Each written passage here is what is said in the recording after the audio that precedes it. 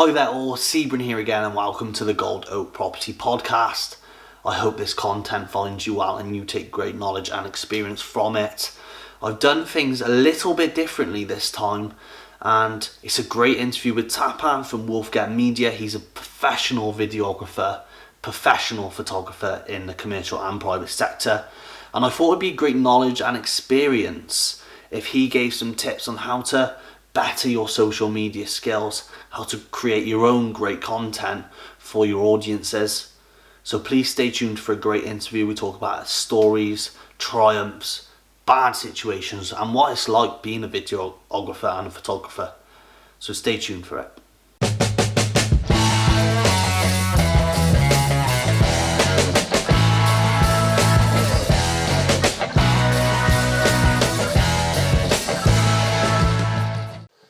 Hi there all, Sebrin here, and it's an absolute pleasure to be here again. We are with the absolute gentleman, Tapan. Thank you. Thanks for letting me come over here. No problem. You know, I've learned a lot already from being in such presence of greatness. I won't say that far, Yeah, thank you. It's an absolute pleasure, thank you. Thanks. Tapan started his own company, Wolfget Media, and he is a videographer. And he works in the wedding and commercial side of photography and videography. Now, I was hoping to get this interview for you guys to understand how you can better maybe your social media skills or some tips that you might have for people starting out, or how they can upgrade and get better content from their own businesses. Now, first, I think it's better to start with you to introduce yourself. Yeah, I think so. So if you want to go for it. Okay, so hi. Things that I do are very, I guess everybody does it. Everyone in the industry would probably do it. So anyone with a camera, pretty much, they would love to do weddings. They would love to do commercial stuff. I happen to be lucky enough to work for multiple industries. So one being wedding is just such a hard industry to get into. At the same time, it's very rewarding as well. So, you know, you're out there with people when you're out in the wedding. You you kind of lose yourself in the moment, and you just record what needs to happen. And it's so nice when the couple are, you know, really young. They love you can just see the love in their eyes, and it's amazing. Equally, I've done weddings for older people as well, and you could see what the day means to them, you know, and by the end of it, they're in tears. My customers, they come back to me and they give me flowers and chocolates and champagne and whatever, you know, bottles to say thank you. So one couple actually videoed themselves watching the video I produced, and they were in tears. Nice. So it gave me, you know, it gives me in proper satisfaction to kind of give them something that will last a lifetime for them, you know, because let's say photos and videos, they're both as good, they last forever for the wedding industry. Commercial side is much harsher. So things like one of the experiences I've had, I was shooting I was supposed to shoot for a law firm, and it was supposed to be a minute-long video, nothing too fancy, but because I couldn't find parking and I had a lot of kit with me, I turned up late. In effect, I lost the client and I was thrown out of the building. No.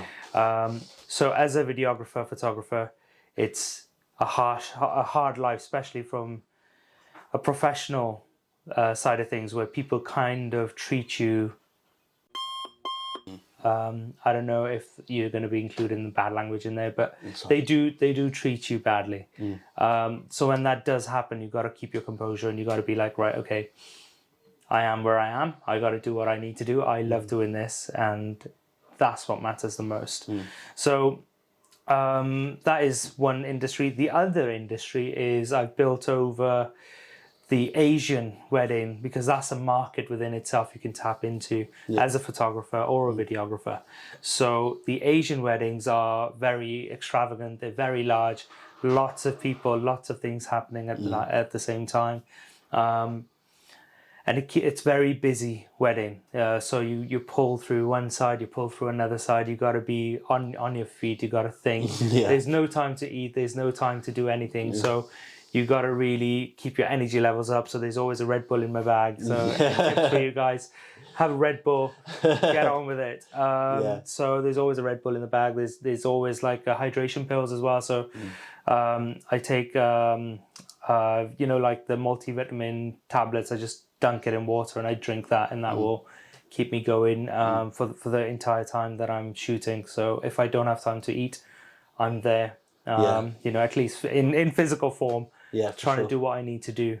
So that's that. But then through that, I made contacts with DJs. And in particular, one I would like to mention is Temptation DJs. Okay. They've been incredible. And not only that, because they like my work, they recommended me to other people. And they've taken me to Norway with them in one of their shoots, which was incredible. So thanks to them. And also the guy who owns Temptation DJs, his name is Tommy. Everyone knows him as Tommy, but his actual real name is Tralochan Singh. Okay. But Tommy's much easier. So, but yeah, Tommy's a great guy. And he kind of guides me to where I need to be and how I need to kind of do my business. Okay. Which is to have such role model is incredible. Within the industry, it's very hard to kind of first of all tap into in the industry. But it's harder to keep going. To be surrounded by such such people is amazing. I would, in terms of tips, I would say be a great be what you're good at. Okay, first of all, you've got to master your craft. Whether that's camera, if you are going to be a cameraman, you've got to master your craft. You've got to know everything. You've got to know ins and outs of a camera. Okay. You should be able to pick up any camera and get great image. Right? It doesn't matter. The camera is only a tool. You should be able to say, okay, whatever I've got, I'm going to do the best I can. Right? So if you're shooting with your phone, if you're starting off using an iPhone or even regular, just whatever, a phone camera is great.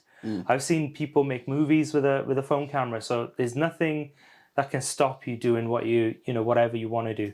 So, and especially like iPhone Pros these days, they're incredible for cinematic footage and stuff. So if you are shooting with an iPhone, you can get great images. Social media is literally a touch of your button. You press upload.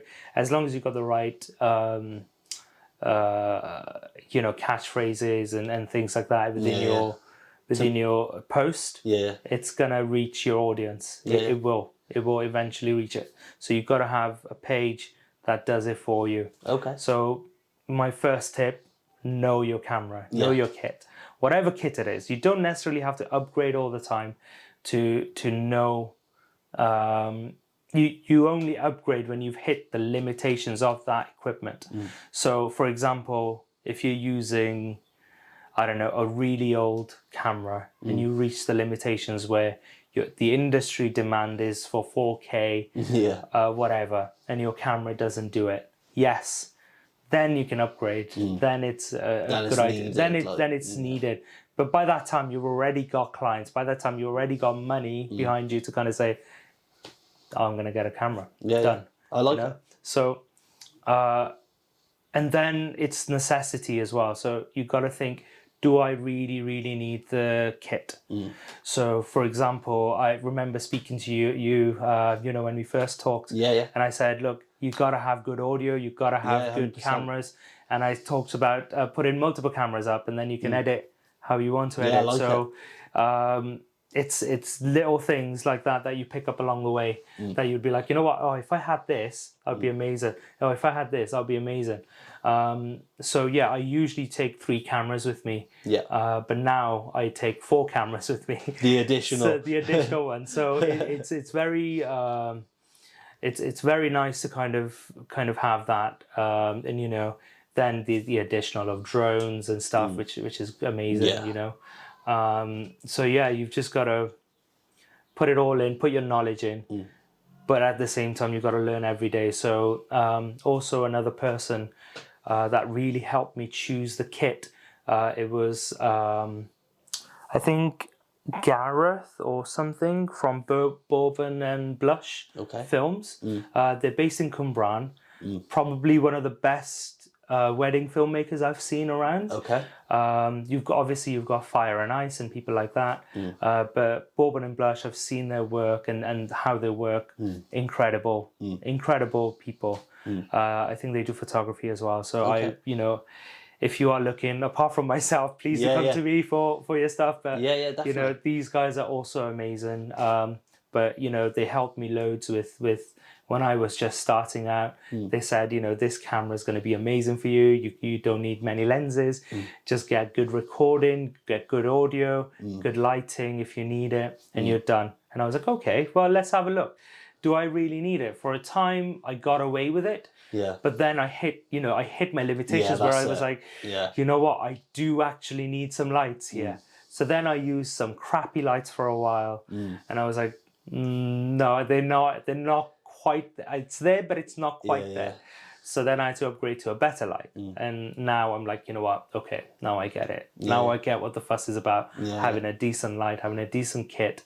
That makes a difference. Yes, it makes a difference, but I only know it because I learnt my way up from zero. Nobody taught me how to use a camera. Nobody taught me anything about filming. I just learned by doing it. I like that a lot.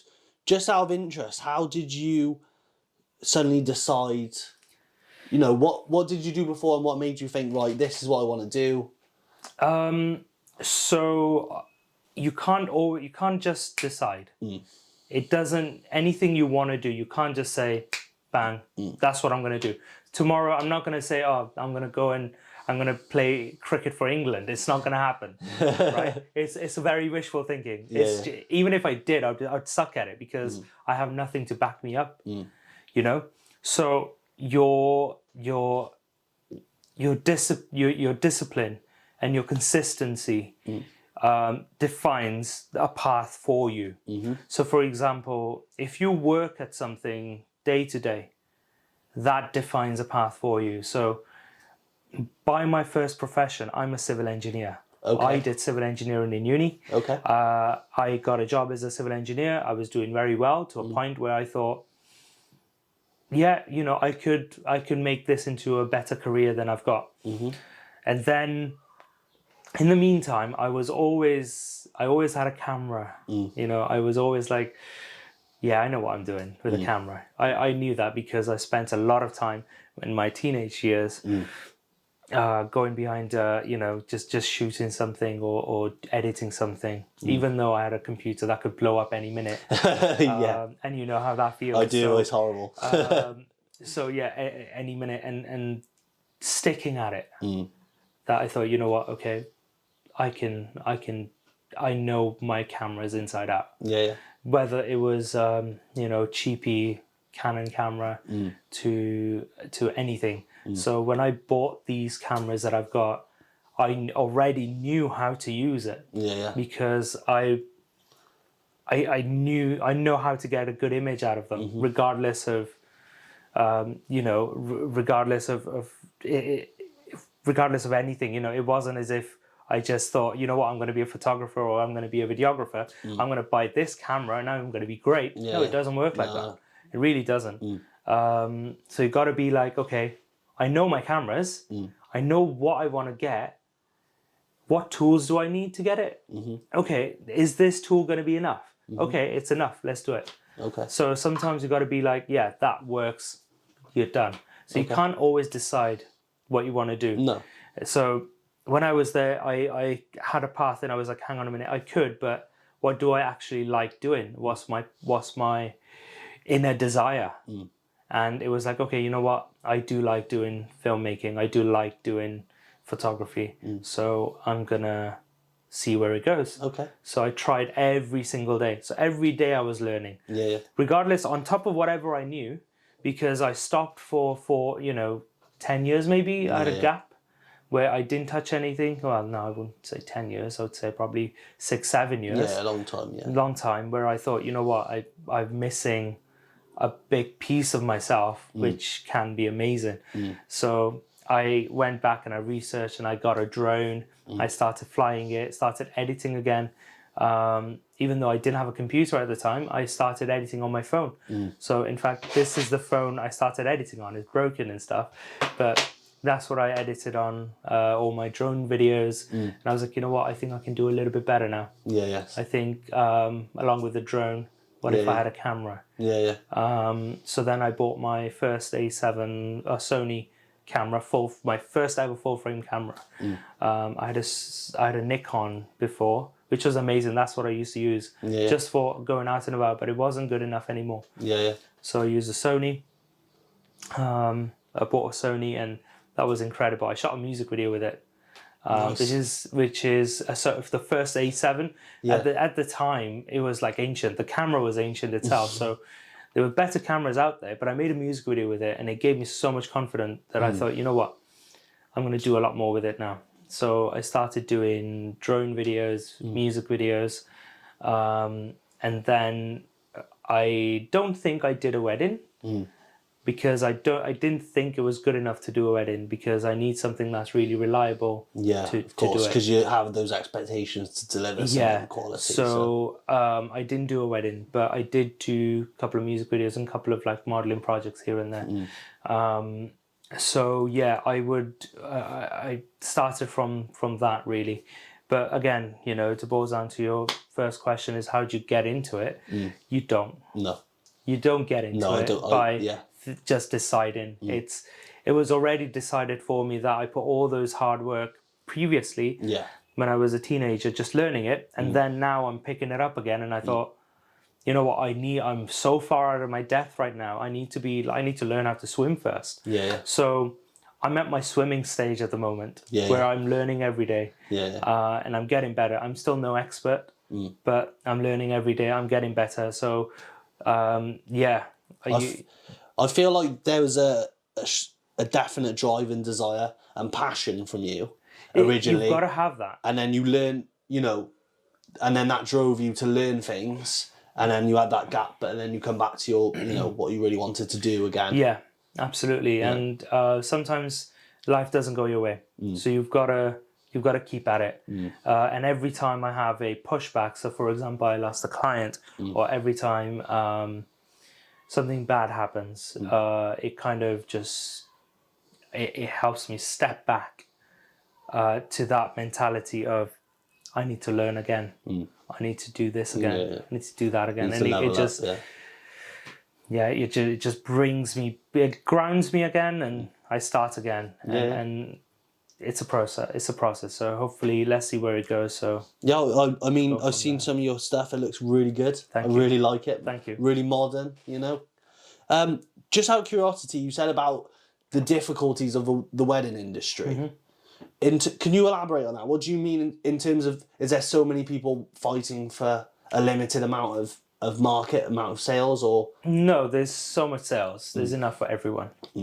The difficulty being the competition, because almost everyone is as good as you. You know, almost. So if I go out, the only way I stand out is by my product. Right? So it's the way I shoot. A lot of people put in a lot of effort into shooting. Some of them get great image, and that's good enough for them. But they can charge loads because of their reputation. Whereas my reputation isn't there yet, because I'm not just starting out. I've done a few years, but my product is good enough, but I don't have many of them. So if I have many clients, so for example, many weddings, if I did many weddings and people could just flick through the photos, they'll be like, oh, he knows what he's doing. Whereas I've done few. It takes time to build that up, doesn't it? Yeah, exactly. But I've done few, which are amazing. The photos and the videos that I've done, and people look at it and they're like, they look at 5 seconds of my video and they're like, I want to book you. I'm like, okay, great. Whereas I had it the other day, I was at a wedding fair and there were these couple and they were looking at, with the headphones on and they were watching this video and they were like, showing the reel and they've got like loads of transitions and all this and all that. It just clutters up the whole video. Yeah. So they were like, oh, okay. And they were a lot more expensive than I was. And I was like, okay. So I said, look, have a look at my video, see what you think. So they looked at it and 5 seconds they said, we want to book you. Yeah. 5 seconds in, just with the one opening shot, they said, I want to book you. So it's not, it's the repetition, so like they had like albums and stuff and I had maybe a couple of videos on the screen to look at. So that's the difference. So the more I do, the better I'll get. The more customers I have, the better. Word of mouth is big in the wedding industry. So nice. See how that goes. Yeah, it sounds like you sort of. It feels like everyone can make good videos, but you differentiate yourself from the way you shoot. The way you shoot and the way you edit. And then that comes across as yourself, which. Yeah, absolutely. Yeah. And I think one of the major things is your vision as well as and also how you are as a person really matters. Okay. So that's where if you connect with a couple straight away, they'll be more inclined to go with you rather than someone who's just amazing. They'll be like, oh, here you go, have a look and let us know what you think. But he's quite corporate and he's just an entity where it's quite personal levels. Yeah, so for me it's like I've got, if you have a look behind you, all the people on the board. Yeah, I see. So all of them. I like to meet with them personally, and one of the things that I offer is like a pre-wedding shoot. So I say, you know what, before the wedding, one day I take you out and I'll take the pressure off getting the main shots in the day. So let's just go out, let's just go to the beach, let's do some videos, let's put something together. And that's where, some of the so some of the pre-weddings videos that you've seen, I offer that. So for example, if some, Asian weddings, especially if they got 3-4 days of wedding, you can charge a lot of money for it. But at the end of the day, if you think about on a customer's point of view, they're only getting a wedding video and photographs for all 3 days. Yeah, 100%. They're not getting anything more for their money. So I say, for the same money, I'll take you out an extra day. Yeah. Let's see what I can do for you. Let me help you out, Yeah, I like and when you do that, it's not only giving them the wedding video, but it's also giving them the memory and the process of the wedding video. Yeah, 100%. So say, you know what, we got married, but just before we also did this. Yeah. That was us, or that was our love many years ago. So it's just something nice to give back to them. So that's where I kind of differentiate from other videographers, where I like to do it personally. I like to do few. But I like to do it properly. If I can do the best, Yeah, I like it, man. That's me, really. Yeah, 100%, and that will come across from your videos. I've seen your videos again, so I can see that. It comes down to being on that personal level. So yeah, really good. So, being a professional yourself, anyone starting out, maybe not looking to do it as a business, but just promote their own business as such. What tips and advice could you give them? Maybe not on the kit side of things, more like good angles, good shots, like lighting, So if some, for I don't know, let's say we use a cafe, for example. Yeah. You've got a cafe. And if you are good enough to own a cafe, you're good enough to have a mobile phone, I think. Yes. Right? And you're good enough to have a mobile phone that shoots good video or good photos. Yeah. You can use a phone camera to take amazing photos. Right? So there's a thing called the Fibonacci sequence. Have you heard of that? I have not. So a Fibonacci sequence is basically, it's within everything. It's like a ratio of 1/3, I think. So, and it's like a sequence basically, and it goes. It's not exactly a third, but it's just under a third. Okay. So the rule of third in the camera, is derived from the Fibonacci sequence to be very close to it. Okay. So, for example, the engineering brick Yeah. that's used in houses, Yeah. that is the ratio of the Fibonacci sequence. Okay. The DNA in the plants, that's they've got a Fibonacci sequence in the plants in their DNA, and so do we as humans. Yeah. Yeah. So everything is in ratio. So our face to our eyes to our nose to our mouth, everything is in the ratio, and that is what humans are used to seeing. Okay. And they love it. Okay. So if you put a photo, and that you have a subject in the third Yeah. part of the street, the main subject in the third, Yeah. Yeah. and then you have a background and a foreground, Yeah. Yeah. that gives the depth in the video Okay. or the I can photo. see. Yeah. That would be very pleasing to the eye. Okay. So when you're shooting, it sounds way more It does. complicated than it is. Honestly, Yeah. it's as simple as putting, I don't know, like an invisible line on your, so you can use your camera and just put in, I don't know, like just draw lines where that Fibonacci's points are. That's it. All you've got to make sure is when you're filming, your subject is hitting one of those points. Okay. Simple. Okay. Right? So it depends again. So you can, in terms of cinematic, you can choose different points to make the audience feel a different way. Okay. If you're just shooting for a cafe, I would say just centralize everything, just have everything in the middle, and take a nice shot, and that will keep everything consistent. Yeah. In terms of reels and promotion and stuff, keep it as simple as possible. Simple is always going to look better than something that is complicated and it doesn't quite work. Okay. It's not quite there. So I would say if you're a business, keep it simple, keep it normal, keep it informative. Yeah. Yeah. Okay. And those three things will always be better than something that is half-assed job. Yeah. That you got loads of different text sizes, blah blah blah blah blah. It's just too complicated. Yeah. Just keep it simple. Yeah, just keep it simple. If you're going to be promoting something, just have have a waitress with with just a coffee, a coffee on the tray or whatever, or hot chocolate on the tray.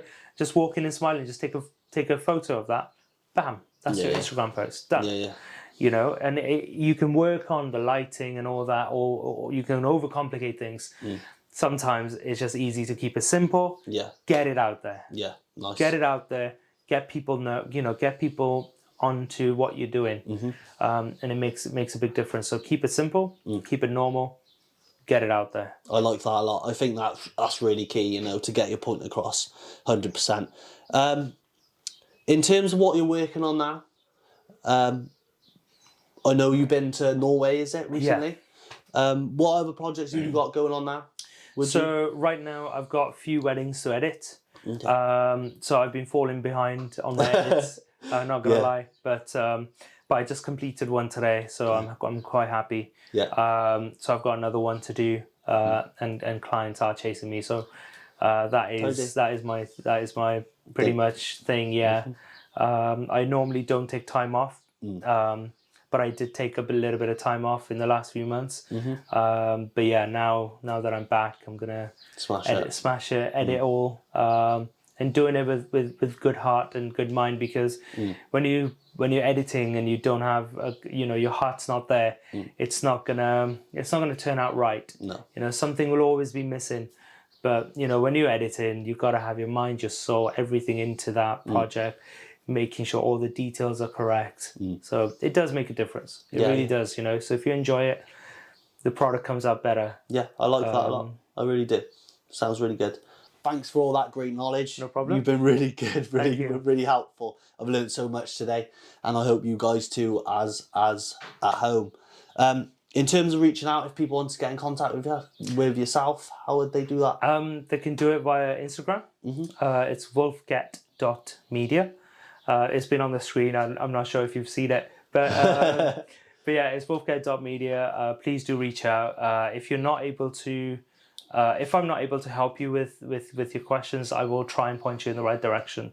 But yeah, if I can help you, I will 100%. Yeah. But yeah, anytime, any day, if I can help, I'll help. Yeah, I can vouch for that massively. I initially went on Google, searched videographer, and Wolfget come up, and I gave him a phone call, and he put me in the right direction to the right kit to get everything I needed to and make I some can good... see you've got the mics, you've got the mics, you've got a tripod, you're in the right way, you're in the right direction. I really appreciate that, thank you. No problem at all. All right, I look forward to working with you in the future. Absolutely, hopefully. absolutely. Brilliant, thank you. Thank you. Cheers.